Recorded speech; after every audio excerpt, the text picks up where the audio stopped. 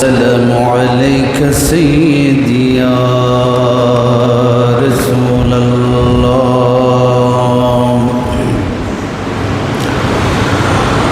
الصلاة والسلام عليك سيدي يا حبيب الله. الصلاة والسلام عليك سيدي يا رحمة للعالمين.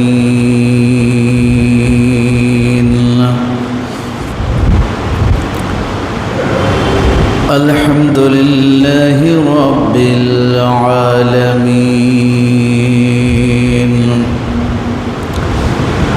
والصلاة والسلام على حبيبه الكريم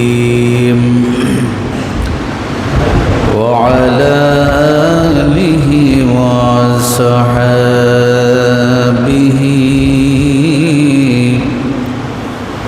وعلينا معهم أجمعين.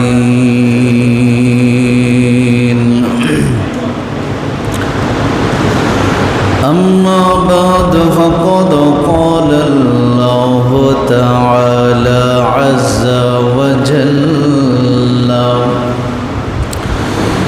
في كلامه المجيد وفرقانه الحميد في شان حبيبه ومحبوبه مخبرا وآمرا. إن الله وملائكته يصلون على النبي يا أيها الذين آمنوا صلوا عليه وسلموا تسليما. صلى الله على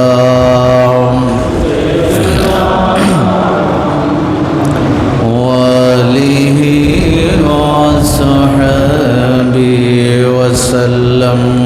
صلى الله على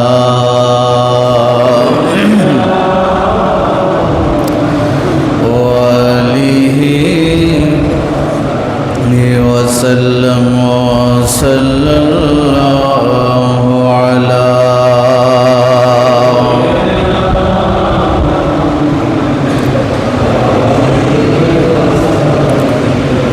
اللهم صل على مولانا محمد وعلى آل سيدنا يا إلهي عشق مولا میں مجھے ایسا بنا تابد نکلے نہ میرے دل سے ارمان رسول اللہم سیدنا مولانا محمد وعلى آله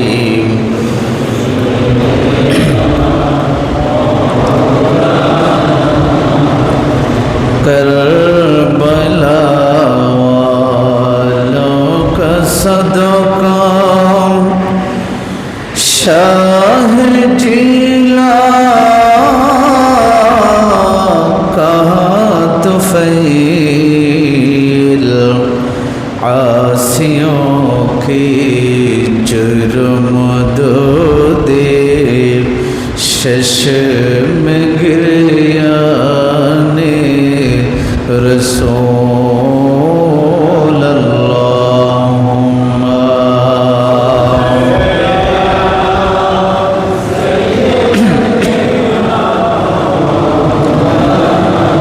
मुहम्मद वाला आली सय्यिदना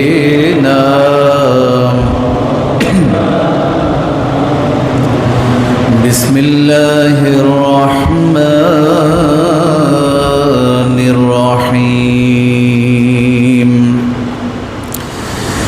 या अय्युहल्लज़ीना आमनू इन जाअकुम फासिकुम बिनबइन فتبينوا أن تصيبوا قوما بجهالة فتصبحوا على ما فعلتم نادمين صدق الله مولانا العظيم وصدق رسوله النبي الحبيب الكريم পবিত্র সফর মাসের তৃতীয় জুমার নামাজ আদায় করবার উদ্দেশ্যে আগত মুআজ্জাজ মুহতারাম শ্রদ্ধাভাজন হযরতে মুসাল্লিয়ানে কেরাম মুরব্বিয়ানে আযম যুবক ভাইয়েরা রহিমানি ওয়া রাহিমাকুমুল্লাহ আসসালামু আলাইকুম ওয়া রাহমাতুল্লাহি ওয়া বারাকাতুহু।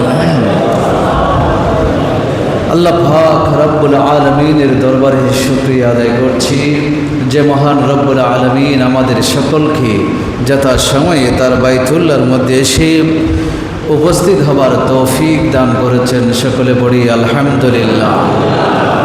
আল্লাহ পাক রব্বুল আলামিন আমাদের আসা যাওয়া আমাদের ইবাদত বন্দেগী কবুল করুন। সকলে পড়ি আমিন। সম্মানিত উপস্থিতি, বর্তমান সমাজে একটা সামাজিক রোগ এটা বেশি প্রচার এবং প্রসারিত হয়েছে। মহামারী আসলে কিছুদিন পরে সেই মহামারী চলে যায়, মানুষ আবার নিরাপদে বাস করতে পারে। কিন্তু সমাজের মধ্যে মানুষের চারিত্রিক পদস্খলন যদি হয়, চারিত্রিক স্খলন যদি হয়, এই ধরনের সমাজে সমাজকে ডিভাইড করে, সমাজকে ক্ষতির সম্মুখীন করে এমন কোন রোগ যদি সমাজে বিস্তার করে, তাহলে সেই সমাজ, সেই দেশ, সেই জাতি কখনো উন্নতি করতে পারে না। এই ধরনের সবচাইতে ভয়ানক একটি রোগ, সেটা হলো গুজব চড়ানো। সেটা কি? গুজব চড়ানো, গুজব রটানো। এই গুজব চড়ানো, এটার মাধ্যমে সমাজের যে ক্ষতি হয়, ব্যক্তির জীবনে যে ক্ষতি হয়, জাতির জীবনে যে ক্ষতি হয়, সেটাকে ফুসিয়ে আনা সম্ভব নয়। কারণ এই গুজবের কারণে অনেক সময় অনেক মানুষকে তার জান দিতে হয়, তার প্রাণ দিয়ে বিসর্জন দিতে হয়, সম্পদ দিতে হয়। এই জন্য এই গুজব চড়ানো, গুজব রটানো, এটার ইসলামী যেই বিশ্লেষণগুলো আছে সে কথাগুলো আপনাদের সাথে শেয়ার করবার উদ্দেশ্যে আজকে জুমার খুতবা দাঁড়িয়েছি। আল্লাহ পাক আমাদের সকলকে কবুল করুন। সকলে বলি আমিন। আপনারা এই বিষয়ে শুনতে চান কিনা? কোনো অসুবিধা আছে? গুজব যেটা আমরা বলি এটা হচ্ছে আল কিজবু, মিথ্যা, আল খেদা, প্রতারণা। বাংলায় যেটাকে আমরা গুজব বলছি, আরবিতে সেটাকে কিজিব বলে, মিথ্যা বলে। আরবিতে সেটাকে হেদা বলে, প্রতারণা বলে।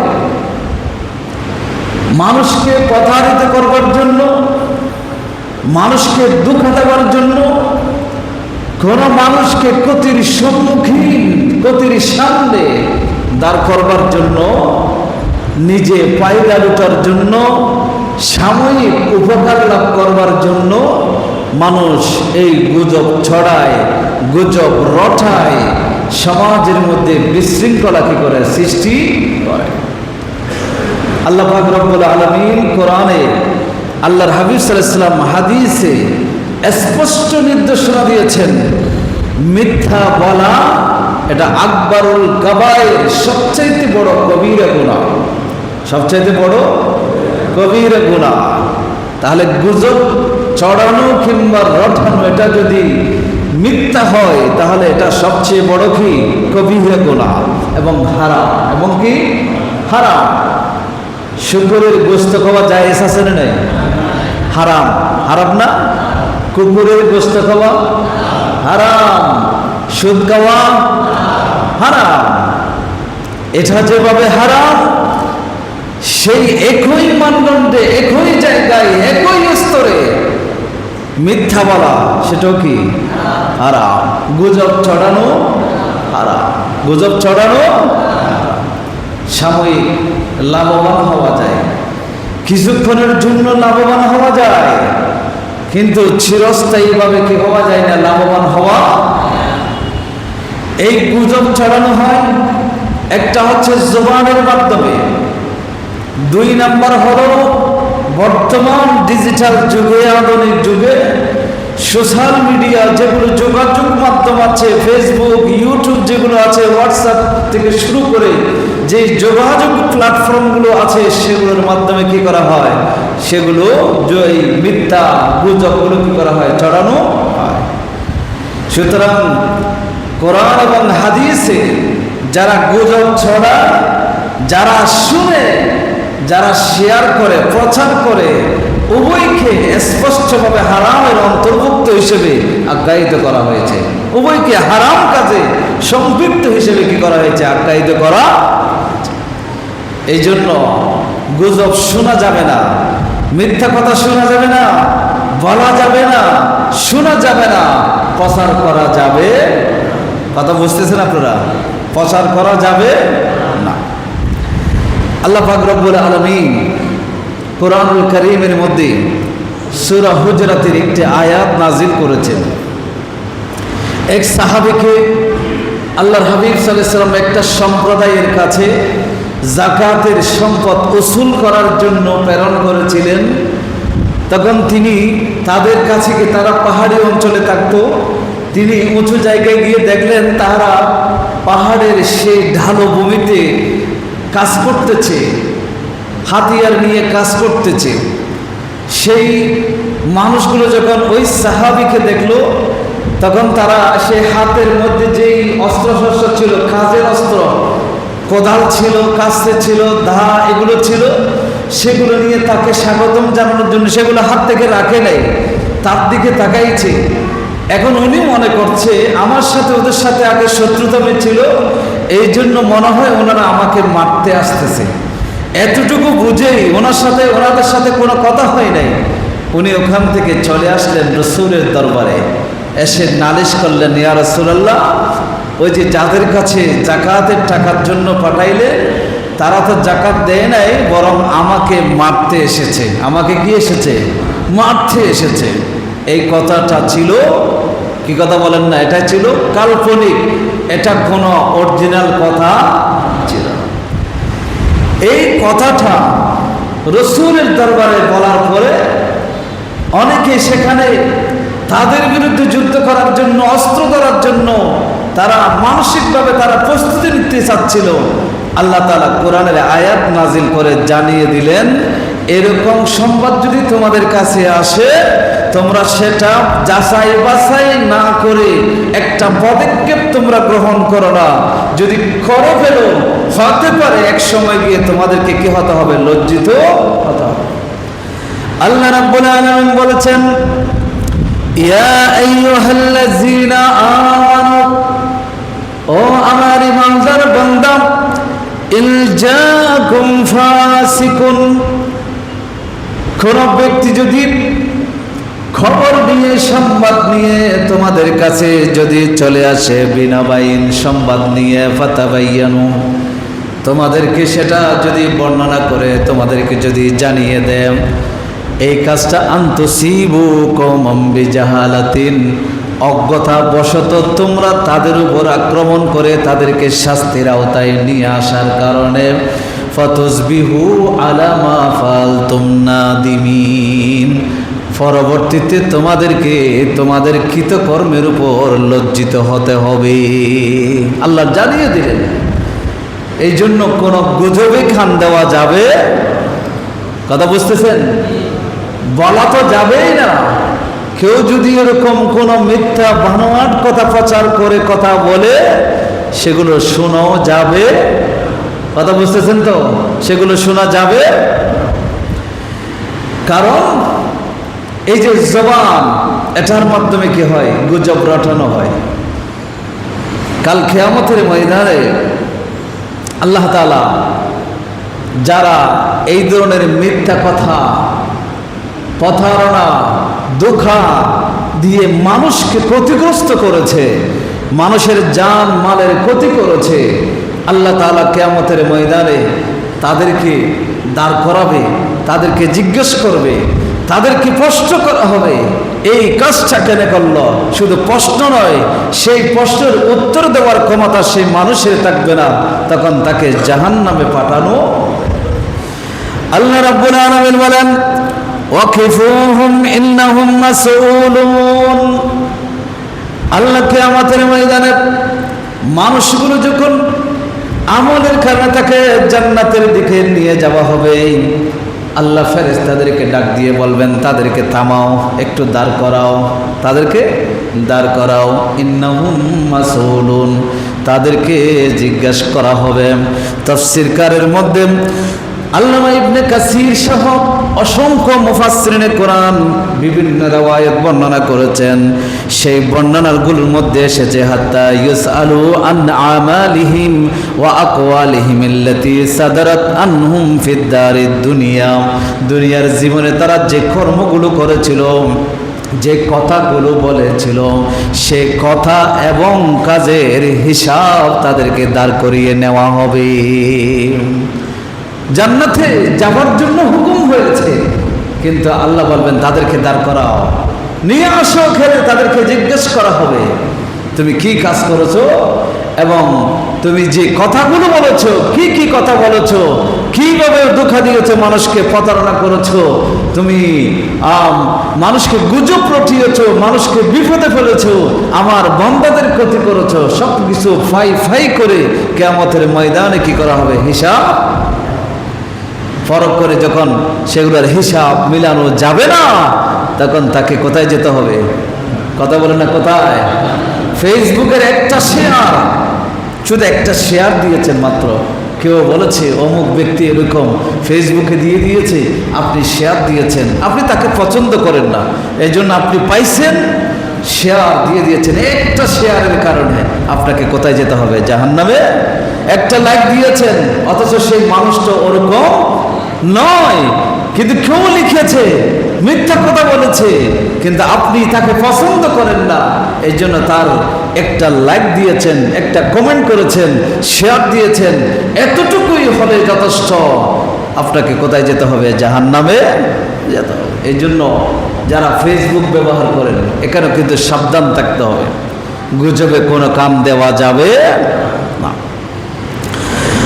হযরত আব্দুল্লাহ ইবনে মুবারক রাদিয়াল্লাহু তাআলা আনহু বলেন, ইন্না أول ما يسأل عنه الرجل جلساؤه ثم يقال لهم على سبيل التقري والتوبة ما لكم لا تناصرون হযরত আব্দুল্লাহ ইবনে আব্বাস বলেন, কিয়ামতের ময়দানে মানুষদেরকে জিজ্ঞাসা করা হবে সে কার সাথে বসতো, কার সাথে উঠা বসা করত, কাদের মজলিসে বসতো, সেটা জিজ্ঞাসা করা হবে।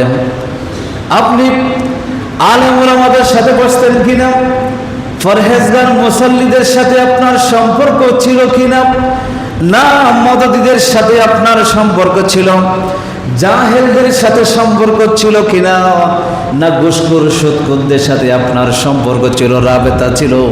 কিয়ামতের ময়দানে সর্বপ্রথম সেটা জিজ্ঞাসা করা হবে। জিজ্ঞাসা করার পরে যখন আপনি কোনো সদুত্তর যখন পাওয়া যাবে না, আল্লাহ কোরআনে বলে দিয়েছেন, আল্লাহ বলবেন মা লাকুম লা তানাসারুন, এখন কি হলো, তোমরা দুনিয়াতে একে অপরকে সহযোগিতা করতাম, কিন্তু এখন কি হলো, তোমরা একে অপরকে কেন সহযোগিতা করছো না? এই জিজ্ঞাসা করা হবে, এটাকে বলা হবে। ধমক দিয়ে বলবেন, এখন করো, দুনিয়াতে তোমার বন্ধুকে সুদ খাওয়ার জন্য সহযোগিতা করেছো, জুলুম করার কাজে সহযোগিতা করেছো, মিথ্যা সাক্ষ্য দিয়েছে তাকে মামলার মধ্যে জিতিয়ে দেওয়ার জন্য, এখন দাও, এখন সহযোগিতা করো আমার সামনে। আল্লাহ ধমক দিয়ে বলবেন এখন করো, যদি ক্ষমতা থাকে। কিন্তু সেখানে ক্ষমতা দেখানোর সেই সুযোগ আছে? নাই, সেই সুযোগ কারোই নেই। এই জন্য মিথ্যা, গুজব, প্রতারণা এগুলো থেকে কি থাকতে হবে? সাবধান থাকতে হবে। হযরত আনাস বিন মালিক রাদিয়াল্লাহু তাআলা আনহু তিনি বলেন, নবী করিম সাল্লাল্লাহু আলাইহি ওয়াসাল্লাম যখন বলছিলেন, আনাস বলেন আমি শুনলাম রাসূল সাল্লাল্লাহু আলাইহি ওয়াসাল্লামকে বলতে শুনলাম, মা মিন দাইন দাআ রাজুলান ইলা শাইইন ইল্লা কানা মাওকুফাম মাআহু ইয়াওমাল কিয়ামাহ লাযিমান লাহু ইউকাদু মাহু সুম্মা কারা হাযিল আয়া ওয়াকিফুহুম ইন্নাহুম মাসউলুন। হযরত আনাস বলছেন, রাসূলুল্লাহ সাল্লাল্লাহু আলাইহি ওয়াসাল্লাম বলেছেন, কিয়ামতের ময়দানে যেই ব্যক্তি যাকে যেই দিকে দেখেছে, আমি যদি আপনাদেরকে নামাজের দিকে ডাকি, নামাজিরা কিয়ামতের ময়দানে আমার সাথে কিয়ামতের ময়দানে আল্লাহর সামনে দাঁড়িয়ে থাকবেন। আপনি যদি কোনো মানুষকে কোরআনের পথে আহ্বান করেন, ওই আহ্বানকারী সহ আপনি যাদেরকে ডেকেছেন তাদেরকে নিয়ে আল্লাহর সামনে দাঁড়িয়ে থাকবেন। আপনি যদি কোনো মানুষকে জুলুম করার জন্য আপনি সহযোগিতা নেন, তাদেরকে ডাকেন, তাদেরকে সহ আপনি আল্লাহর দরবারে আপনাকে দাঁড়িয়ে থাকতে হবে। আপনি যে মানুষকে যেই দিকে আহ্বান করেছেন সেই মানুষটা সহ আপনার সাথে দাঁড়িয়ে থাকবে। কিন্তু কিয়ামতের ময়দানে কোনো ক্ষমতা থাকবে না। মানুষ বলবে তুমি আমার থেকে চলে যাও, দুনিয়াতে যা হয়েছে হয়েছে।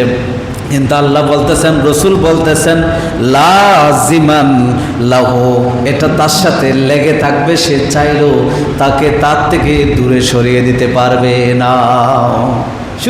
দূরে কখনো তাকে সরিয়ে দেওয়া যাবে?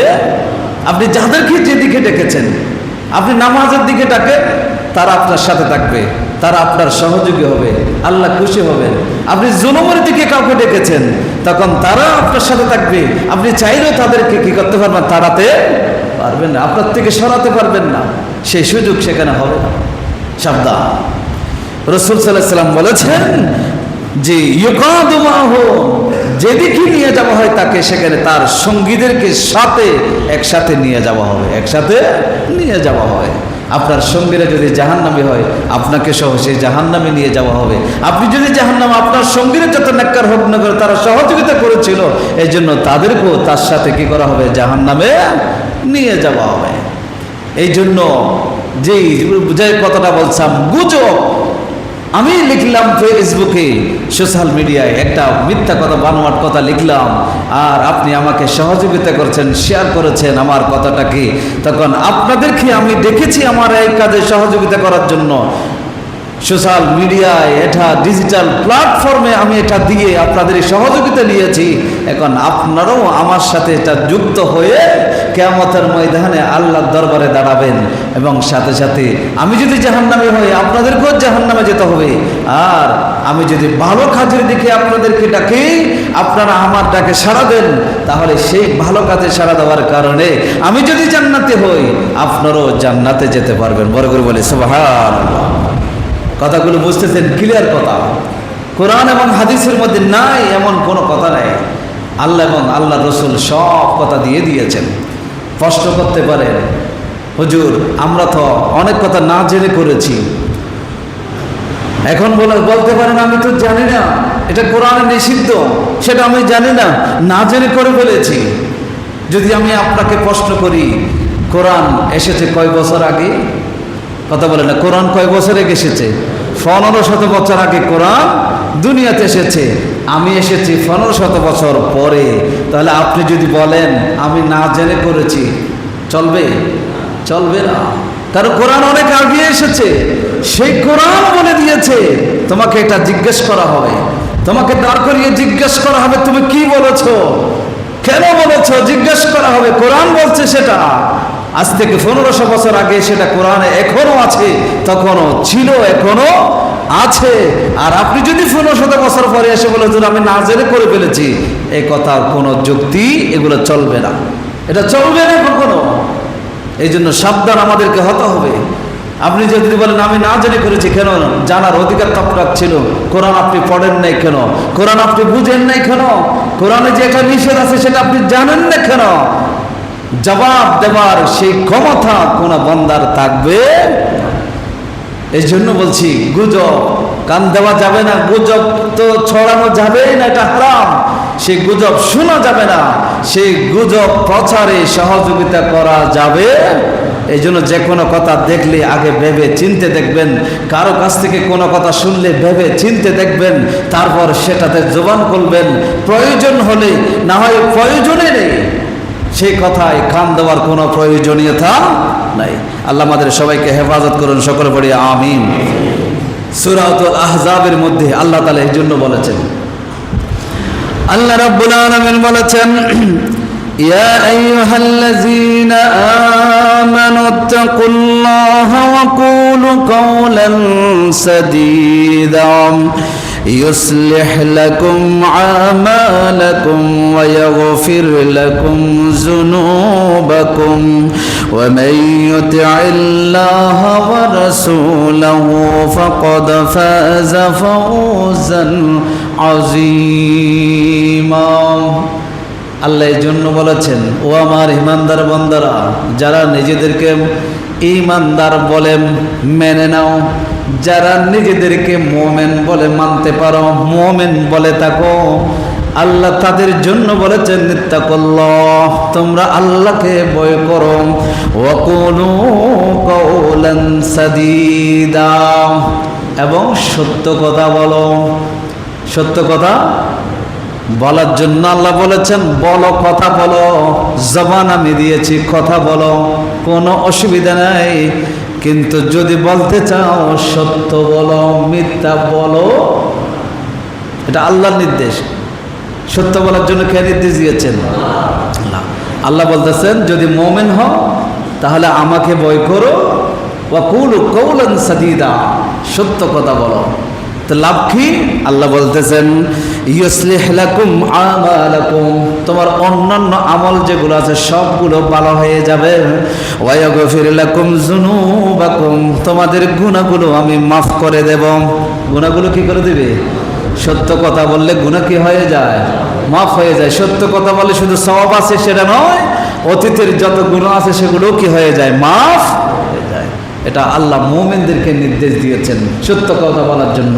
এখন আপনি যদি বলেন যে হুজুর আমি তো এটা জানি না এই জন্য বলে ফেলেছি, এটা চলবে না। এটা কোরআনে 1500 বছর আগে দিয়ে দেওয়া হয়েছে। আল্লাহ রাব্বুল আলামিন যেই কথাগুলো বলেছেন সত্য বলার জন্য বলেছেন। এই জন্য আমার রাসূল সাল্লাল্লাহু আলাইহি ওয়াসাল্লাম বুখারীর বর্ণনায় এসেছে, রাসূল বলেছেন, হযরত আবু হুরায়রা রাদিয়াল্লাহু তাআলা আনহু বলেন, ইন্নাল আবদা লা ইয়াতাকাল্লামু বিল কালিমা মিন রিদওয়ানিল্লাহ অনেক সময় দেখা যায় বান্দা এমন এমন কথা বলে যেগুলোর উপর আল্লাহ সন্তুষ্ট, লা ইউলকি লাহা বালান, সেই কথার ওজন কত সেটা সে নিজেও জানে না। এমন এমন ভালো ভালো কথা বলে যেগুলোর ওজন সম্পর্কে, সেটার মাপ সম্পর্কে সে নিজেও জানে না। ইয়ারফাউল্লাহু বিহা দারাজাত, আল্লাহ পাক রব্বুল আলামিন ভালো কথাগুলো বলার কারণে তার মান এবং মর্যাদাকে আল্লাহ আকাশচুম্বী করে দেন। বড় করে বলে সুবহানাল্লাহ। ভালো কথা বললে আল্লাহ তার মর্যাদা কি করে দেন? কথা বলেন না, কি করে দেন? বাড়িয়ে দেন। তা আমরা কি নিজের মর্যাদাকে বাড়াতে চাই না কমাতে চাই? বাড়াতে চাই। যদি কমাতে চান সেটার ব্যবস্থাও রাখা হয়েছে। রাসূল সাল্লাল্লাহু আলাইহি ওয়াসাল্লাম বলেছেন, ওয়া ইন্নাল আবদা লা ইয়াতাকাল্লামু বিল কালিমা মিন সাখতিল্লাহ, বান্দা অনেক সময় আল্লাহর নারাজ, আল্লাহ সন্তুষ্ট হয়ে এমন কথাগুলো বলে, এমন কতগুলো কথোপকথন করে, কথা তারা বলে, লা ইউলকি লাহা বালান, সেই কথার অবস্থান সম্পর্কে তার ধারণাও নেই। ইয়াহবি বিহা ফি জাহান্নাম, এই কথাগুলো বলার কারণে আল্লাহ তাকে জাহান্নামী বানিয়ে দেন। আল্লাহ তাকে কি বানায়? জাহান্নামী বানায়। এই জন্য মান মর্যাদা বাড়াতে চাইলে ভালো কথা বলেন, আর যদি জাহান্নামী হতে চান খারাপ কথা বলেন। অপশন দুইটাই আছে। অপশন কয়টা আছে? দুইটা। যদি ভালো কথা বলেন মর্যাদা বাড়বে, জান্নাতে যাওয়া যাবে, গুনাহ মাফ হবে, আল্লাহ তাআলা ভালোবাসবে, আল্লাহ সন্তুষ্ট হবে। আর যদি আপনি মিথ্যা কথা বলেন, গুজব রটান, মানুষকে যদি ক্ষতিগ্রস্ত করেন, মানুষকে যদি বিপদগ্রস্ত করেন, তাহলে কি হবে? আল্লাহ রাসূল সাল্লাল্লাহু আলাইহি ওয়াসাল্লাম বলেছেন জাহান্নামে যাওয়ার কি হবে? ব্যবস্থা হবে। ঠিক কিনা বলেন না? এখন আমরা কোনটা চাই? জান্নাতে যেতে চাই না জাহান্নামে যেতে চাই? জান্নাতে যেতে চাই। আবার অনেকগুলো মানুষ আছে বলে জাহান্নামে একটু দেখে আসবো, এটার ব্যবস্থাও আছে। আছে না নাই? জাহান্নাম আমাদের কিছু মানুষ আছে নিষেধ করলেও বলে যে নিষেধ করলে একটু দেখে আসি, নিষেধ করলেও কি বলে? দেখে আসি। সেই ব্যবস্থাও আল্লাহ রেখেছেন, সেই ব্যবস্থাও রেখেছেন। ইবাদত বন্দেগী করেছেন, এই যে কবিরা গুনাহ করেছেন, তওবা করেছেন, এরকম যদি থাকে তাহলে প্রথমে জাহান্নামে যেতে হয়। সেই জাহান্নামটা দেখা শেষ হয়ে গেলে এতটুকু পর্যন্ত জ্বলে সেটা আঙ্গার হয়ে যাবে, শুধু চেহারাটা থাকবে। সেই চেহারাটা থেকে আল্লাহ রসুলকে নির্দেশ দেওয়া হবে, আপনি আপনার মধ্যেকে বাছাই করে নিয়ে আসেন। রসুলের সুপারিশে সেখান থেকে তুলে নাহরুল হায়াত নামক একটা নদী থাকবে, সেখানে নিক্ষেপ করা হবে। তারপর আবার পূর্ণ রূপ দিয়ে তাকে জান্নাতে পাঠানো হবে। তাহলে প্রথমে জাহান্নামে যাওয়ার ব্যবস্থা আছে। আমরা প্রথমে জাহান্নামে যেতে চাই না সরাসরি জান্নাতে যেতে চাই? সরাসরি জান্নাতে যেতে চাই। আল্লাহ কবুল করুন, সকলে পড়ে আমিন। এই জন্য বলছে গুজব শোনা যাবে না, গুজবে কান দেওয়া যাবে। আল্লাহ রাব্বুল আলামিন আরো বলেছেন, ওয়ালা তাকফু মা লাইসা লাকা বিহি ইলমুন, ইন্নাস সামআ ওয়াল বাসারা ওয়াল ফুআদা কুল্লুন উলাইকা কানা আনহু মাসউলা।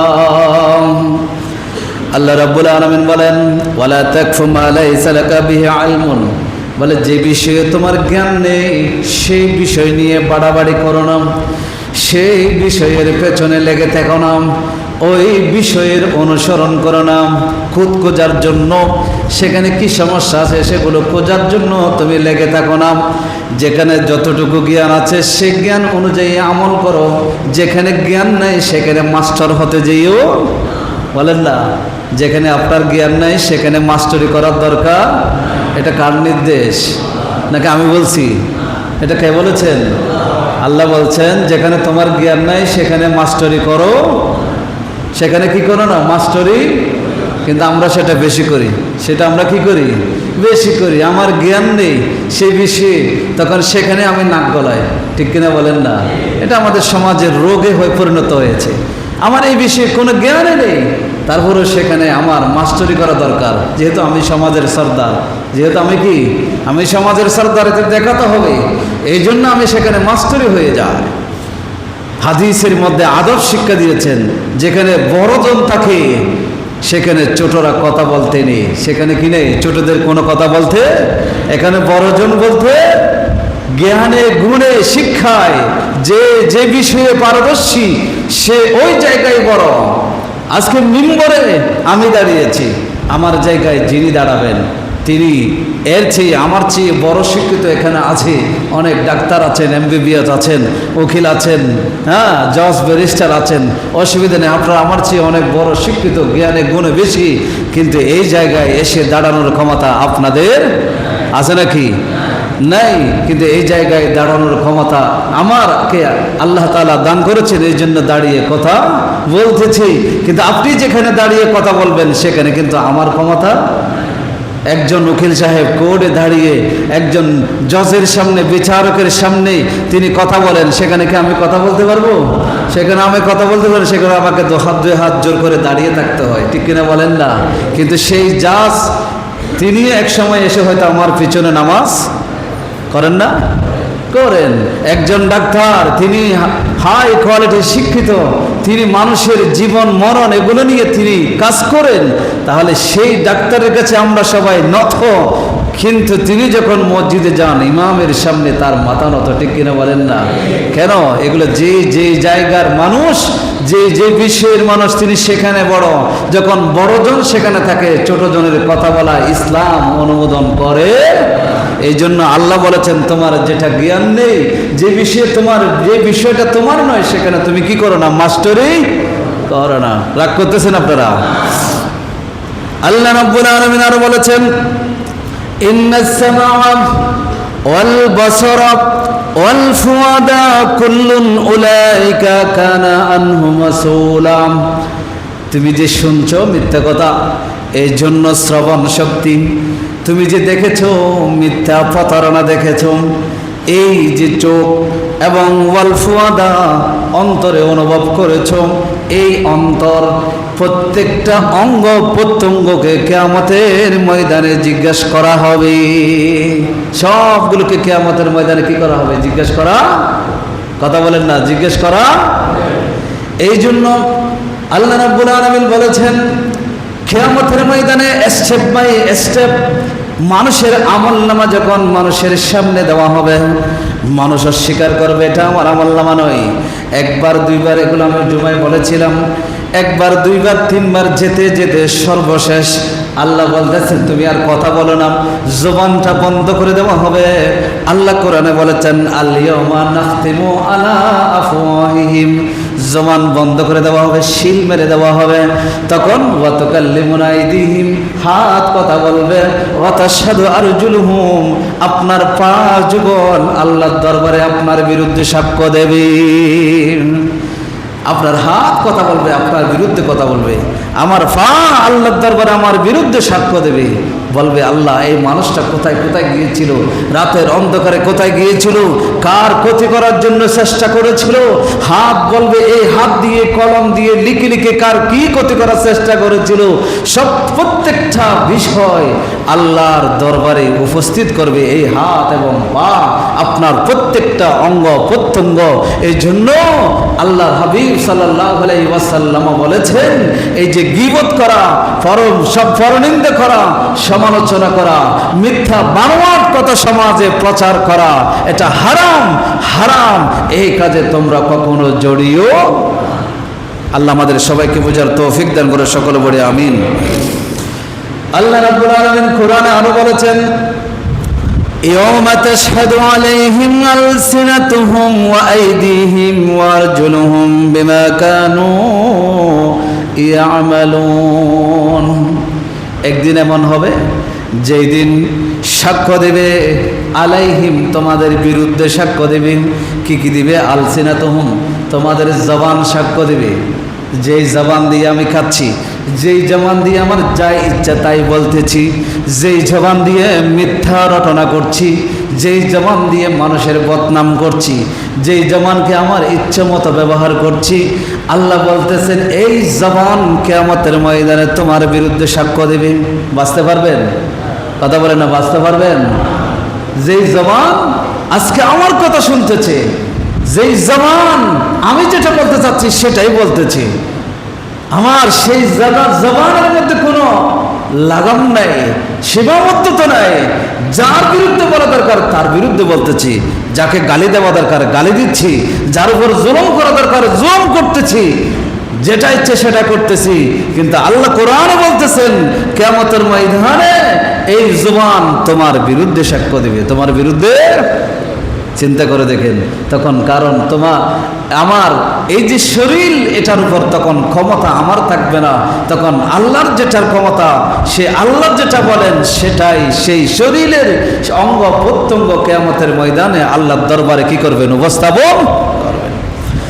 জবান সাক্ষ্য দেবেন, ওয়া আইদিহিম, হাত দুটি সাক্ষ্য দেবেন, ওয়া আরজুলুহুম, দুটি পা সাক্ষ্য দিবে, বিমা কানু ইয়ামালুন। আল্লাহ বলতেছেন তুমি যা করেছো সেগুলো সম্পর্কে কিয়ামতের ময়দানে তোমার জবান, হাত, পা সব কিছু সাক্ষ্য প্রদান করবে। সব কিছু কি দিবে? সাক্ষ্য দিবে। তাহলে আপনি যে ফেসবুকের মাধ্যমে, বিভিন্ন মিডিয়ার মাধ্যমে আপনি শেয়ার করেছেন, সেটা আপনার হাত দ্বারা সংগঠিত হয়েছে। আপনি কাউকে মারার জন্য অস্ত্র সরবরাহ করেছেন, হাত দ্বারা, অর্থ দ্বারা সংগঠিত হয়েছে।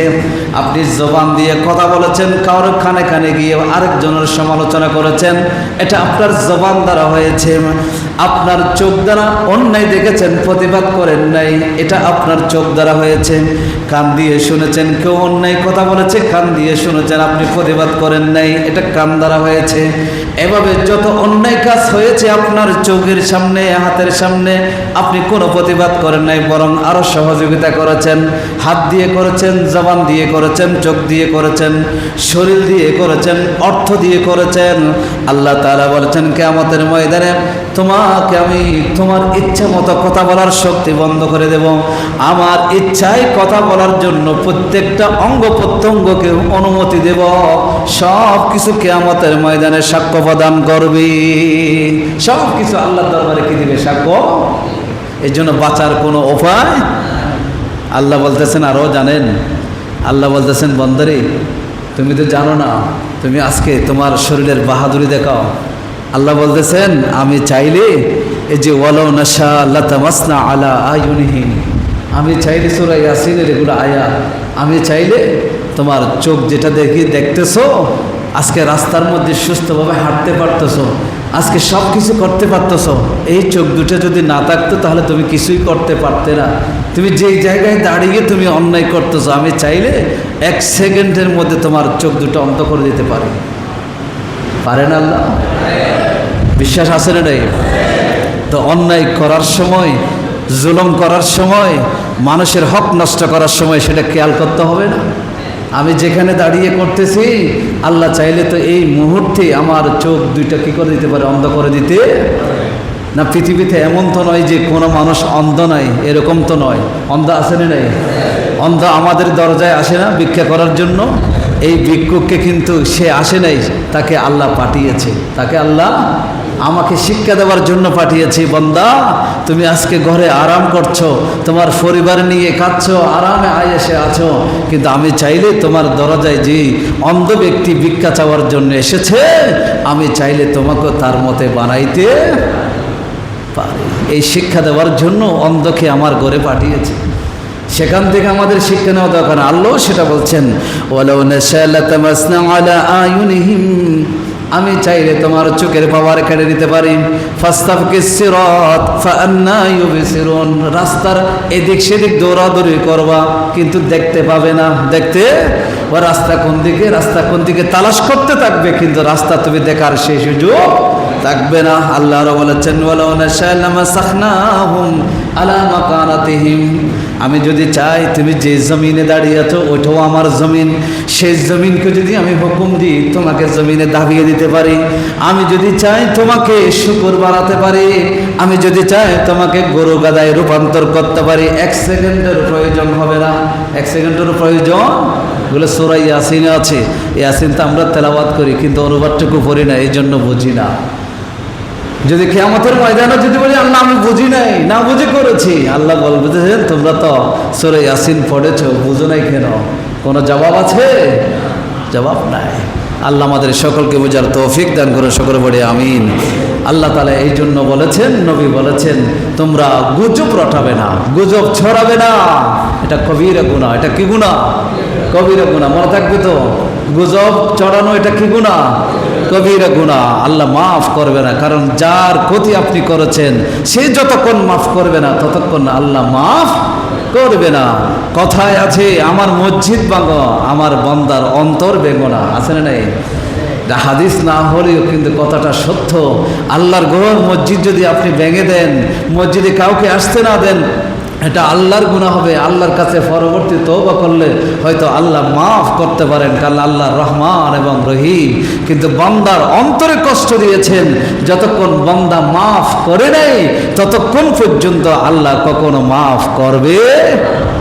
মনে রাখবেন, আল্লাহকে আপনি আপনার মৃত্যুর আগ মুহূর্ত পর্যন্ত তওবা করার সুযোগ আছে, কিন্তু যেই বান্দাকে আপনি কষ্ট দিয়েছেন, যেই আল্লাহর বান্দাকে আপনি কষ্ট দিয়েছেন, অন্তরে ব্যথা দিয়েছেন, সেই বান্দা যতক্ষণ মারা যায় না ততক্ষণ পর্যন্ত সময়। আজকে যদি মারা যায় তাহলে কাল তার কাছে ক্ষমা চাওয়ার কোনো সুযোগ আছে নাই।